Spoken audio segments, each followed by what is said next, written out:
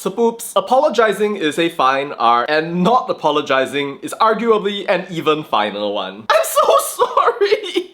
You're too stupid to understand my point. It's not the same as I'm sorry, and maafkan ampun sebab kau bodoh is not either. But well, baby steps, something is better than nothing, and thus I introduce you to the semi-apology of Nga Kor Ming. So poops, this morning, Nga Kor Ming wrote this. Launch of the I Light You Bukit Bintang lighting program in KL. Salam Madani, everyone. I am aware that criticisms have been made to me concerning the incident that occurred during the press conference for the pre-launch of I Light You recently.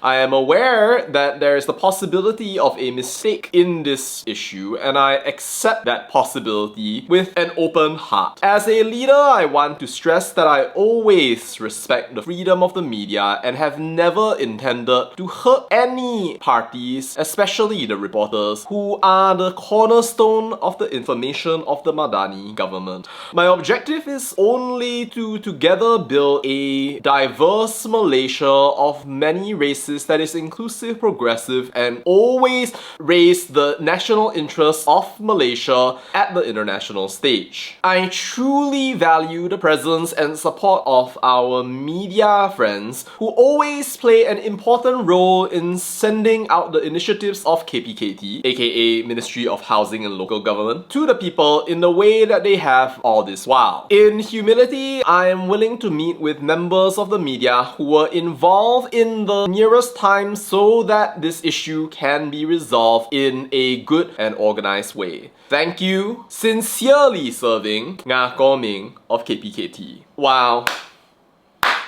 Alright, first things first, he didn't say sorry or ma'af, which is good for those of you who didn't want him to apologize. But well, it's a start. It's a nice semi-apology that probably is better than nothing, and that would have come at some point, if not another, especially given the fusillade of people trying to get him to apologize, including yours truly, a literal national journalism laureate, and of course, all the little political ants that we see along the way. But you know, today I want to say something a little bit different, which is that I don't hate Nga Kor Ming. In fact, not at all. As I've said, I think that he's a good minister. In fact, I would say that of all of the different component parties of the Malaysian government and across the entirety of Malaysian politics, I would say that DAP is probably my favourite. And in fact, I think that it's good that he stands his ground in 99.9% of all situations. Not this one though, for reasons that I think I've shared quite a lot over the past couple of days. In fact, I even understand why you're saying that he shouldn't apologize. Because yes, the language issue is a very sensitive issue. You think that the question is unrelated. You think the journalist is 100% malicious. Although we don't have 140 articles proving it. And when some of you are asked why Utusan is malicious, you respond with, it's Utusan! Now we could debate that until the cows come home. We might talk about that a little later actually. But well, what happened happened, and here we have a nice hashtag semi-apology. But sure, fine. You want this country to not be dominated by racial issues, dog whistling, you care about national interests, I totally get it, that's fine. But I think that's a separate matter from going out and threatening members of the media. And if you're justifying it by saying, it was Utusan! Just know that the problem started after NKM heard the question and before he even learned anything about whether it was Utusan or not. Which media you come from?